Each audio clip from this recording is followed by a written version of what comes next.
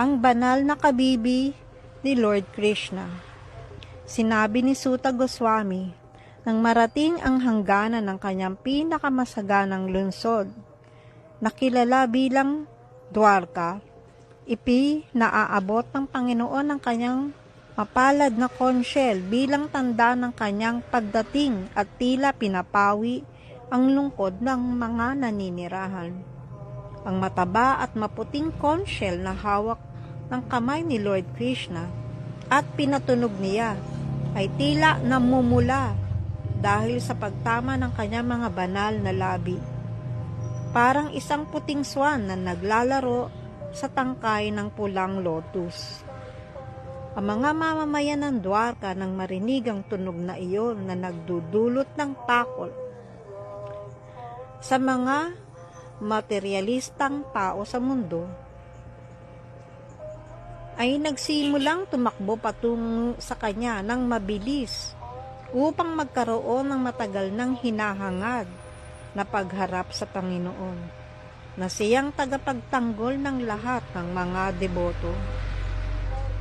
Tulad ng ipinaliwanag na, ang mga mamamayan ng Dwarka na naninirahan noong panahon ng presensya ni Lord Krishna doon ay lahat mga kaluluwang liberated na bumabaroon kasabay ng Panginoon. Lahat sila ay labis na nag-aalala na magkaroon ng pagharap sa Panginoon, kahit na dahil sa espiritual na ugnayan, hindi sila kailanman nahihiwalay sa Panginoon. Katulad ng mga gopi sa Brindaban na patuloy na iniisip si Krishna habang siya ay malayo mula sa bayan para mag-alaga ng mga baka. Ang mga mamamayan ng Dwarka ay lubos na nalulubog sa pag-iisip ng Panginoon habang siya ay malayo mula sa Dwarka upang dumalo sa labanan ng Kurukshetra. May isang kilalang manunulat ng kathang-isip sa Bengal na nagpasya na ang Krishna ng Brindaban, ng Mathura at ng Dwarka ay mga magkakaibang personalidad. Sa kasaysayan, walang katotohanan ang konklusyong ito. Ang Krishna ng Kurukshetra at ang Krishna ng Dwarka ay iisa at parehong personalidad. Ang mga mamamayan ng Dwarka ay nasa kalagayan ng kalungkutan dahil sa pagliban ng Panginoon mula sa banal na lungsod. Tulad ng kalungkutan natin sa gabi dahil sa kawalan ng araw. Ang tunog na ipinahayag ng Panginoon ay tulad ng pagpapahayag ng pagsikat ng araw sa umaga. Kaya't ang lahat ng mga mamayan ng Dwarka ay nagising mula sa kanilang pagkatulog dahil sa pagsikat ng araw ng Krishna.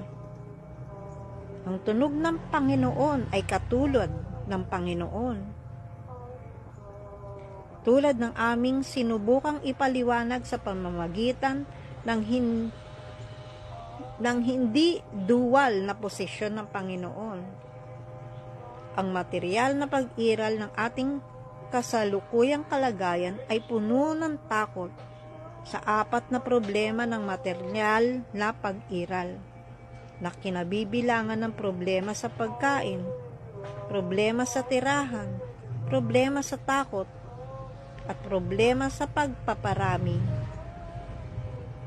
Ang problema sa takot ay nagdudulot sa atin ng higit na abala kaysa sa iba. Palagi tayong natatakot dahil sa ating kamangmangan sa susunod na problema.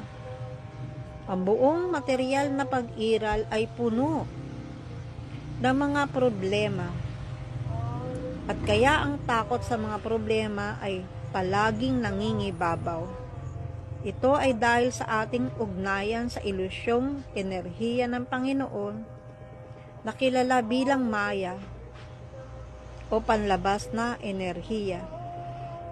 Ngunit ang lahat ng takot ay nawawala kapag narinig ang tunog ng Panginoon na ipinapakita sa pamamagitan ng kanyang mga banal na pangalan. tulad ng tunog na ipinahayag ni Lord Sri Krishna, Chaitanya Mahaprabhu, na sumusunod sa 16 na salita. Hare Krishna, Krishna Krishna, Hare Hare, Hare Rama, Rama Rama, Hare Hare. Maaari nating gamitin ang mga tunog na ito at maging malaya mula sa lahat ng nagbabantang problema ng material na pag-iral. At nakikita natin ang tunay na liwanag. Kung may liwanag ay walang kadiliman. Haribol.